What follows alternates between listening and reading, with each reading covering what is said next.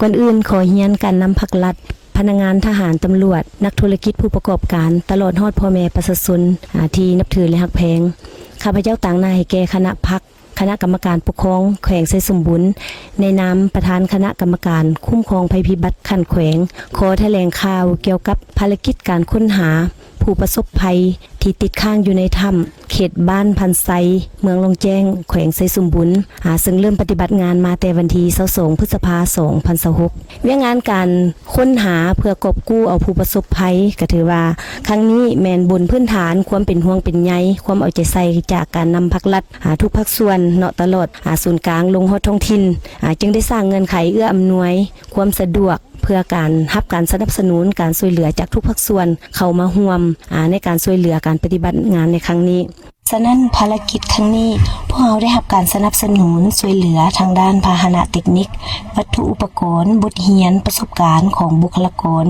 จากภาคส่วนต่างๆเป็นต้นแม่นสมาคมอาสาเพื่อประชาชนลาวสมาคมใจถึงใจมูลนิธิสายใจลาวหน่วยกู้ภัยจริงใจหน่วยกู้ภัยนครหลวงหน่วยกู้ภัยนาคน้อยนอกจากนั้นพวกเขาจึงได้รับการสนับสนุนการช่วยเหลือเพื่อเข้ามาช่วยเหลือในการกอบกู้ผู้ประสบภัยครั้งนี้โดยเฉพาะต้นโตในเบื้องต้นกับเป็นทีมงานหน่วยกู้ภัยจากราชอาณาจักรไทยเนาะซึ่งมี3ภาคส่วนคือสมาคม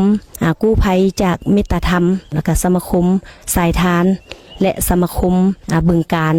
โศกกามได้ให้การสนับสนุนเข้ามาช่วยเหลือแล้วนอกจากนั้นก็พวกเขาก็ได้รับการช่วยเหลือจากสมาคมนักดำน้ำถ้ำลบซึ่งรวมมี7ประเทศ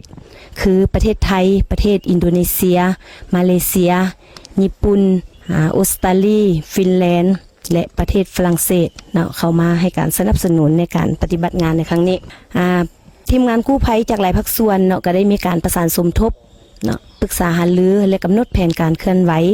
ซึ่งได้ประเมินจากข้อมูลตัวจริงและการประเมินสถานการณ์ตัวจริง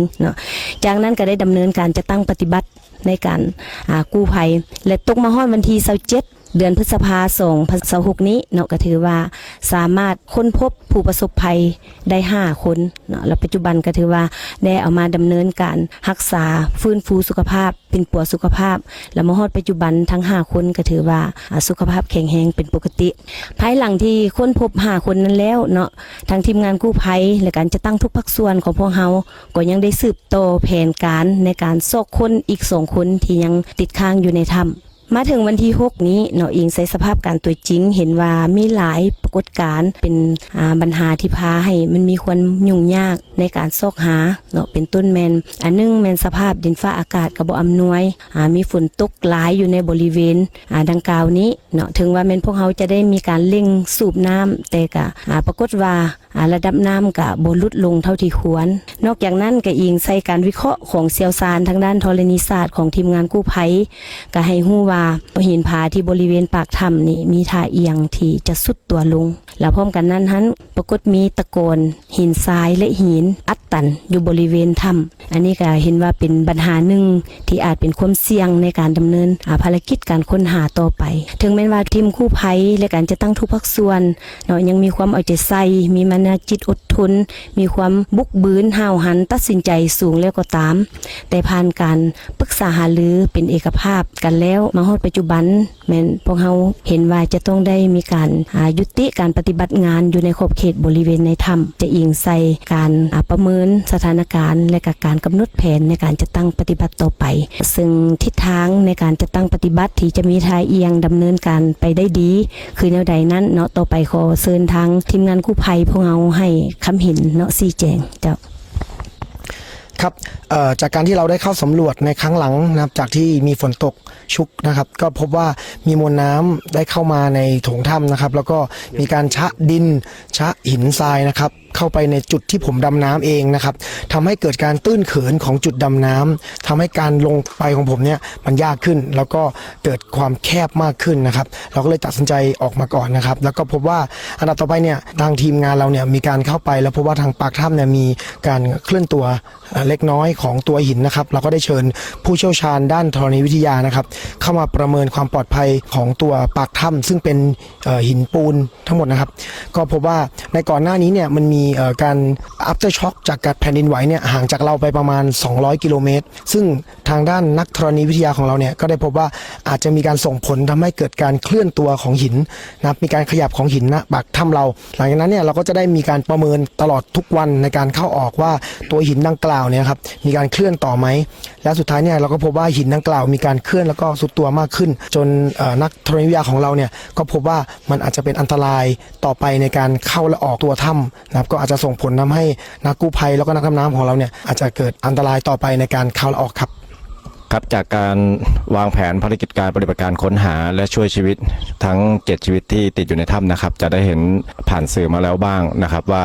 โครงสร้างการปฏิบัติการของพวกเรามีทั้งเหนือเขาแล้วก็ในปล่องถ้ำแล้วก็การบริหารจัดการน้ำซึ่งตลอดระยะเวลาที่ผ่านมาการบริหารจัดการ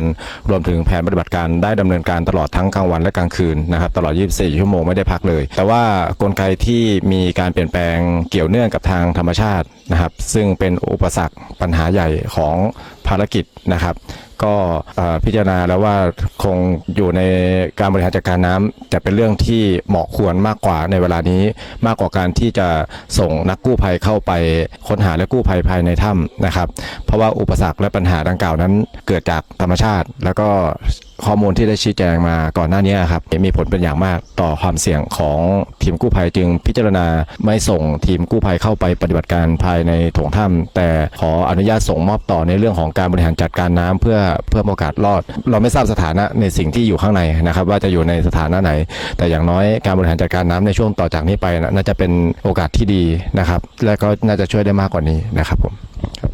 เจ้าต่อกับสภาพการปฏิบัติงานเนาะในการค้นหามาฮอดนี้ถือว่าได้ผ่านความพยายามเนาะของทุกภาคส่วนแล้วเนื้อใดก็ตามข้าพเจ้าต่างหน้าให้แก่การจะตั้งทุกภาคส่วนขอแสดงความเสียใจมายังครอบครัวเนาะโดยเฉพาะเป็น2ครอบครัวที่ยังพวกเฮาบ่ทันสามารถค้นหาได้นั้นเนาะขอให้บรรดาทานจงได้อดทนอดกั้นต่อกับสถานการณ์ดังกล่าวนี้ต่อไป